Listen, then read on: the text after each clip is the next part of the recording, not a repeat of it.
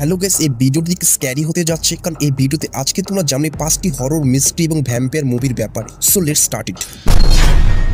Number 5-এ যে মুভিটি আছে সেটি একটি হরর অ্যাকশন কমেডি ফিল্ম। আসলে এই মুভিটির মেইন টপিক হলো ভ্যাম্পায়ার। এই মুভিটির কাহিনী টেক প্লেস করে এমন একটি পৃথিবীতে যেখানে মানুষ আর ভ্যাম্পায়ার একই সঙ্গে থাকে, কিন্তু খুব কম মানুষই এই ব্যাপারে জানে। ভ্যাম্পায়ারদের সঙ্গে লড়াই করার জন্য একটি ইউনিয়ন আছে। এই মুভিটির কাহিনী হলো বার্ট জ্যাবলস্কি একটি বাড়িতে পুল ক্লিন করার কাজে যান। যখন সে দেখে যে সেই বাড়িতে একটি লোক বাইরে চলে যায়, তখন সে বাড়িটির ভিতরে যায় এবং তার সঙ্গে দুটো ভ্যাম্পায়ার লড়াই হয়। সেই লড়াইয়ে সে দুটি ভ্যাম্পায়ারকে মেরে ফেলে, যার মধ্যে একটি ভ্যাম্পায়ার বৃদ্ধ ছিল। তার এই বৃদ্ধ ভ্যাম্পায়ারটিকে মারাই তার জন্য পরবর্তী একটি বিরাট সমস্যার সৃষ্টি করে, যার ফলে তার সঙ্গে সঙ্গে তার স্ত্রী ও মেয়ে ভ্যাম্পায়ারদের সঙ্গে সমস্যা জড়িয়ে পড়ে। সো মুভিটি যদি তোমরা দেখতে চাও তাহলে তোমরা এই মুভি নেটফ্লিক্সে হিন্দিতে দেখতে পারবে। মুভির নাম হলো দ্য ডে শিফট।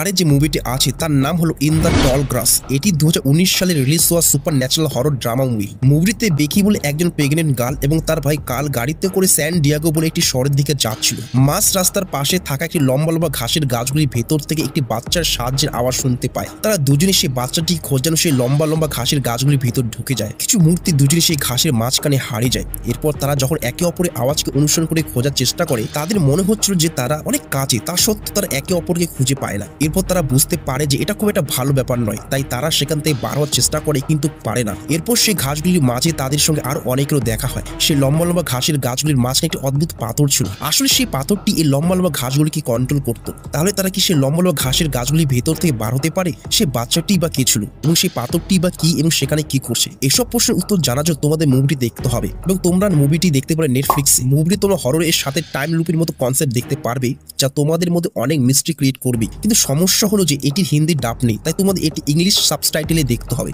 নাম্বার 3-এ থাকা মুভিটি 2001 সালে একটি গথিক হরর মুভি। এই মুভিটির কাহিনী সত্যি অসাধারণ, যা তোমাদের ভাবতে বাধ্য করবে আসলে মুভিতে হচ্ছেটা কি, যা তোমরা একদম লাস্টের টুইস্ট এবং টানের মধ্যে দিয়ে বুঝতে পারবে। চলচ্চিত্রটি গ্রেস স্টুয়ার্ট নামের এক মায়ের গল্প অনুসরণ করে। তিনি তার দুই সন্তান অ্যান ও নিকোলাসের সঙ্গে একটি বিশাল পুরনো প্রাসাদে থাকেন। শিশু দুটি ফটো সেন্সিটিভ হয়, তাদের শস্য অন্ধকারে থাকতে হয় এবং শুধুমাত্র মোমবাতির আলো ব্যবহার করতে হয়। প্রাসাদের আগের বাসিন্দারাও এখনো সেখানে থাকতে পারে এমন সন্দেহ থেকে গ্রেস অতি প্রাকৃতিক উপস্থিত আভাস পান। রহস্যময় শব্দ, অদ্ভুত নড়াচড়া এবং অজানা ঘটনাগুলি পরিস্থিতি জটিল করে তোলে। বাস্তবতা ও অতি প্রাকৃতিক সীমারেখা ঝাপসা হয়ে যায় এবং বোঝা যায় না আসলে কোনটি বাস্তব আর কোনটি অতি প্রাকৃতিক শক্তি। তাই তোমরা যদি এরকম একটি মুভি দেখতে পছন্দ করো যার কাহিনী একদম শেষ মুহূর্তে বুঝতে পারবে, তাহলে অবশ্যই একবার মুভিটি দেখতে পারো। এই মুভির নাম হলো দ্য আদার্স। এই মুভিটি তোমরা দেখতে পারবে অ্যামাজন প্রাইম ভিডিওতে।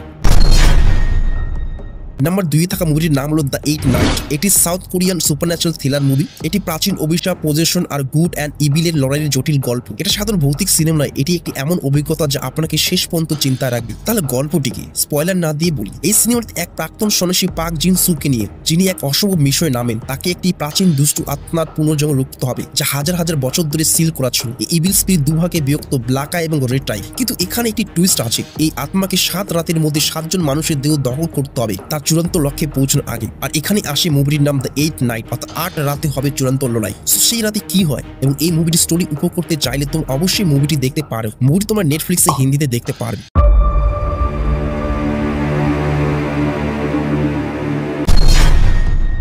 এবং নাম্বার 1-এ যে মুভিটি আছে সেটি একটি ইটালিয়ান ফ্যান্টাসি হরর।